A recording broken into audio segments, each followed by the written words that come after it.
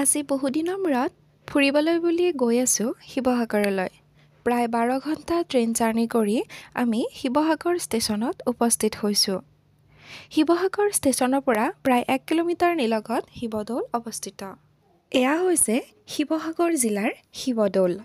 শিৱসাগৰ নগৰৰ মাজতে এই ঐতিহ্যমণ্ডিত শিৱদৌল অৱস্থিত।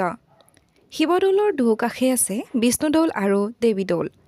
উত্তৰ ভাৰতৰ আটাইতকৈ ওখ শিৱদৌলটোৱেই হৈছে শিৱসাগৰ জিলাৰ এই শিৱদৌলটি। শিৱদৌলটিৰ কাৰিকৰী দিশ উত্তৰ ভাৰতৰ কাৰো লগত নিমিলে। দৌলৰ ভাস্কৰ্য আৰু কাৰিকৰী দিশৰ পৰা চাবলৈ গ'লে দেখা যায় যে ই যথেষ্ট উন্নত কৌশলেৰে বনোৱা হৈছিল। দৌলটিৰ বেৰত খোদিত কৰা যিটো লতাচৰ আৰ্হি দেখিবলৈ পোৱা যায় সেয়া হৈছে গুপ্ত যুগৰ শৈলী। দৌলটিৰ চাৰিওফালে ভাস্কৰ্য খোদিত কৰা আছে। এই ভাস্কৰ্যবোৰ ইমান নিপুণভাৱে শিলত কাটি খোদিত কৰিছিল যে এনেকুৱা ভাস্কৰ্য শৈলী আন ক'তো দেখা নাযায়।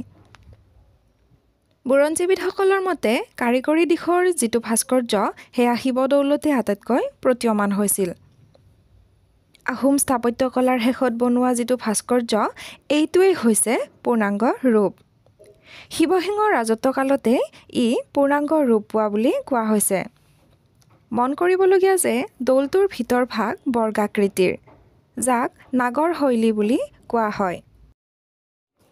আশ্চৰ্যকৰ কথা যে যদি দৌলৰ গোসাঁই ধুৱাবলৈ বা কুণ্ডত পানী ঢালিবলৈ বৰপুখুৰীৰ পানীও নোহোৱা হয়, তেতিয়া দৌলৰ ভিতৰত এনেকুৱা এটা পদ্ধতি কৰি থোৱা আছে য'ত পাত্ৰ পাতিলেই পানী জমা হয়।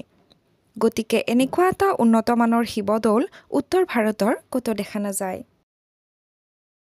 এই শিৱদৌলটোৰ উচ্চতা হৈছে প্ৰায় 180 ফুট আৰু ভেটিৰ প্ৰস্থ হৈছে প্ৰায় 195 ফুট। দৌলটিৰ ওপৰত থকা কলচীটোৰ উচ্চতা হৈছে 8 ফুট।